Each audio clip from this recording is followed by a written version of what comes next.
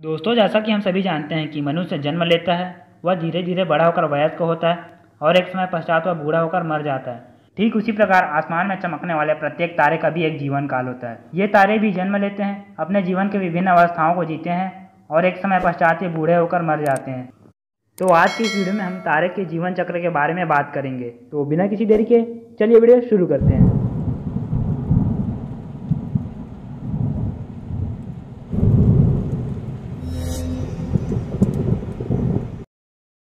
प्रत्येक तारों का जन्म नेब्यूला में होता है। नेब्यूला गैस का एक क्लाउड होता है जो मोस्टली हाइड्रोजन और हीलियम गैस से मिलकर बना होता है। नेब्यूला को तारों का बर्थ प्लेस भी कहा जाता है। नेब्यूला का निर्माण दो प्रकार से होता है, जिनमें से पहले प्रकार के नेब्यूला का निर्माण बिग बैंग के बाद यूनिवर्स में फैले गैसों से होता है और दूसरे प्रकार के नेब्यूला का निर्माण सुपरनोवा एक्सप्लोजन से अंतरिक्ष में फैले डस्ट पार्टिकल से होता है। नेब्यूला में उपस्थित गैस तथा धूल के कण गुरुत्वाकर्षण बल के द्वारा आकर्षित होते हैं तथा प्रोटोस्टार का निर्माण करते हैं, जिसे आदि तारा के नाम से भी जाना जाता है। जैसे जैसे समय बीतता है, प्रोटोस्टार और अधिक गैस के कणों को अपनी ओर आकर्षित करता है, जिससे प्रोटोस्टार के कोर का टेम्परेचर बहुत अधिक बढ़ जाता है और उसके कोर में न्यूक्लियर फ्यूजन की प्रक्रिया स्टार्ट हो जाती है, जिसे नाभिकीय संलयन भी कहा जाता है।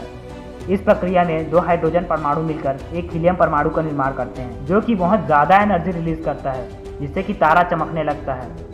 तारे की इस अवस्था को मेन सीक्वेंस स्टार कहा जाता है, जो कि कई अरबों खरबों सालों तक चलती रहती है। न्यूक्लियर फ्यूजन से रिलीज हुई एनर्जी तारे को बाहर की ओर ढकेलती है, जिसे एक्सपांशन कहा जाता है, और तारे का गुरुत्वाकर्षण तारे को अंदर की ओर सिकोड़ने का प्रयास करता है। ये दोनों फोर्स तारे के आकार को बैलेंस करके रखते हैं। न्यूक्लियर फ्यूजन से रिलीज हुई एनर्जी गुरुत्वाकर्षण बल से थोड़ा सा अधिक होता है, जिससे कि तारे का आकार लगातार बढ़ते रहता है। लेकिन जैसे जैसे तारे का फ्यूल समाप्त होता है तो गुरुत्वाकर्षण बल अधिक होने लगता है और वह तारे को सिकोड़ने का प्रयास करती है। अरबों सालों तक चमकते रहने के पश्चात सभी तारों के अंदर हाइड्रोजन पूर्ण रूप से हीलियम में बदल जाती है। इस प्रकार तारों के जीवन का अंतिम चरण शुरू होता है। तारे का आकार बढ़ते जाता है और तारा ठंडा होते जाता है और इसका रंग भी लाल रंग का हो जाता है। लाल रंग के इस तारे को रेड जायंट स्टार या लाल दानव तारा भी कहा जाता है। रेड जायंट स्टार बनने के पश्चात तारे का जीवन उसके द्रव्यमान पर निर्भर करता है। कम द्रव्यमान वाले तारों जैसे हमारे सूर्य का अंत इतना भयानक नहीं होता है जितना कि अधिक द्रव्यमान वाले तारों का होता है। कम द्रव्यमान वाले तारे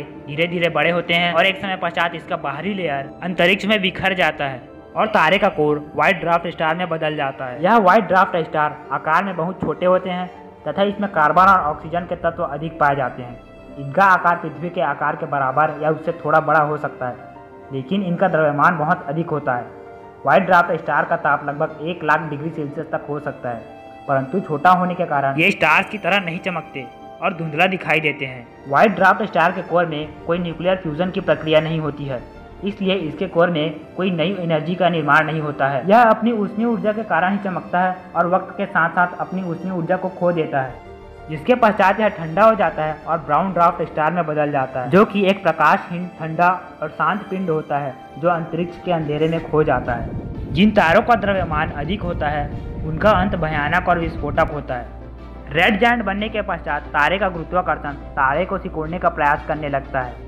एक लिमिट तक सिकुड़ने के पश्चात तारे में बहुत ज़्यादा एनर्जी स्टोर हो जाती है, जिससे तारा विस्फोट हो जाता है। इस विस्फोट को सुपरनोवा एक्सप्लोजन कहा जाता है। सुपरनोवा से तारे के कण अंतरिक्ष में चारों ओर फैल जाते हैं। धीरे धीरे गैस ठंडी होती है और अंत में एक बहुत छोटे आकार का स्टार बनता है, जिसे न्यूट्रॉन स्टार कहा जाता है। न्यूट्रॉन स्टार में केवल न्यूट्रॉन पार्टिकल्स ही होते हैं तथा न्यूट्रॉन स्टार का घनत्व भी बहुत ज़्यादा होता है। इसका रोटेशन स्पीड भी बहुत ज़्यादा होता है। एक न्यूट्रॉन स्टार 1 सेकंड में 600 बार स्पिन कर सकता है। न्यूट्रॉन स्टार रेडिएशन पल्स छोड़ते हैं। तारे की इस अवस्था को पल्सार अवस्था कहा जाता है। अधिक द्रव्यमान वाले तारे का एक और अवस्था होता है जब वह सुपरनोवा के पश्चात न्यूट्रॉन स्टार में न बदलकर ब्लैक होल में बदल जाता है, जो कि तारे के जीवन का अंतिम चरण होता है, जिसका गुरुत्वाकर्षण बल इतना अधिक होता है कि वह प्रकाश को भी अपने अंदर समा लेता है।